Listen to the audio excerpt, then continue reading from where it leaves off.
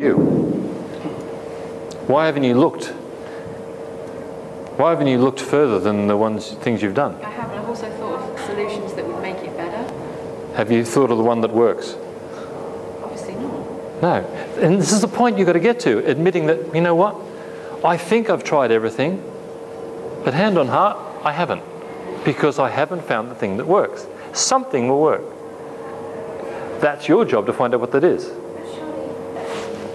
if you find something that could work, it might not be in your power to give it or offer it. So you're offering as much as what you can give, but it's not the right motivational factor. Great. What Amanda has, that she's limited, for example, in the work situation, she can't give what that person would want. Have you sat down and had this conversation with them? A couple of times. But not probably in depth enough. Not in depth enough. So is that something you haven't tried yet? So have we discovered something you haven't tried? This is not to make you wrong. No, but it is quite hard. Oh yeah, you're right, it's hard. If I'm saying it's hard, I know this is a difficult pill to swallow, and I'm being... It is. Yes, you're right. It's hard.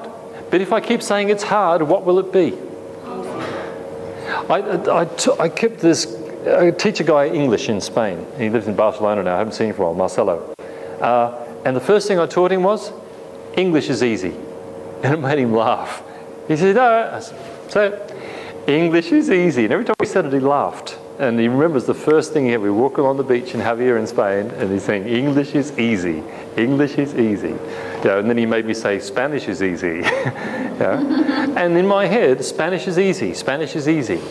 If I focus on it being difficult, what will I create for myself? So, if I say I've tried everything, will my subconscious look for any more answers? If I say there is an answer, and I'll find it shortly, subconscious is going, well, we're looking for an answer? Yeah, we're looking for an answer. Well, okay, I'll look. Okay, here's an example of something. You ever played golf? Or seen golf being played? Imagine, golf ball here, 150 metres that way, short par 3. I don't play golf much, but yeah. Just coach me through this. Who's the golfer? Yeah, right, great, perfect. So here we go. I don't know much about golf. You've got to waggle the club and waggle your ass like that, I think. Soon, put your head down. Right there. My bum look big in this. Yeah. These are my new jeans. My wife said these look good on me. So now, ball is here, flag is over there. So what do I focus on first? The ball. The ball. So don't worry about the flag. Is that right? Yeah. Don't worry about the flag. Oh, what? What do I focus on then? Your stance on the ball. What do I focus on? My stance on the ball. Right, okay. Is that right? The flag's that way. I see what you mean, yeah.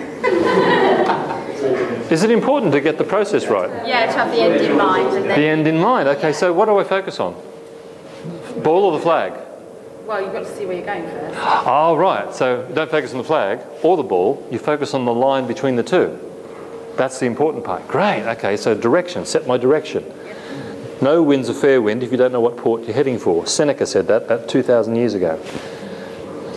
So, about to tee off. Ball there, ready. Oh, I forgot to tell you. There's a giant pond just there. What's your current dominant thought, Amanda? I'm going over that pond. Going over the pond. I'm going to go over the pond. I'm going to go round the pond. I'm going to avoid the pond. I'm going to skirt the pond. I'm not going to think about the pond. The pond does not exist. No pond. The subconscious says, you want to hit it in the pond? No, I don't want to hit it in the pond. Well, what are you talking about the pond for? If I talk about the pond, my mind will go towards my current dominant thought. So I'm a glunk maker, aren't I, really? I think a pond is going to go glunk. Now, somebody ever give you directions? They say, hey, where's the Royal Oak? Oh, they say, easy. Go down here about a mile, and there's a McDonald's on a roundabout. Don't go left there. You've had directions like this, haven't you? Go down to the next roundabout and there's a home base. Now, a lot of people go up the laneway next to home base, but I wouldn't do that. On the second exit, there's a broken grit box, and by the time you get to McDonald's, what are you thinking? Where the hell am I going? What do you think? Turn left? Dot turn left? You know why that is? There's a scientific reason why that is. Not turning left does not exist as a mental concept. You can't see not turning left. You can see going straight through, which is not turning left. You can see turning right, which is not turning left. But not turning left does not exist until you at least at first see what? Turning left. You see it and then cross it out.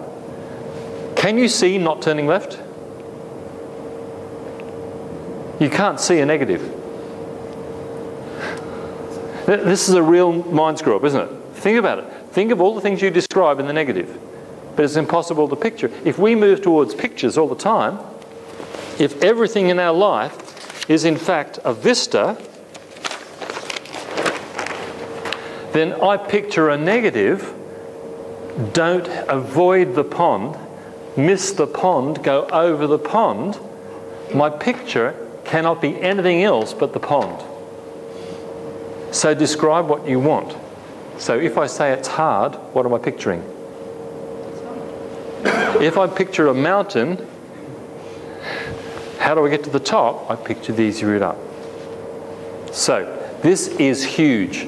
I know some of you are getting bored with this thing being repeated, but I'll say it because it's the most important thing. Picture what you want, not what you don't want. So, time. Yeah, we might go for a short break.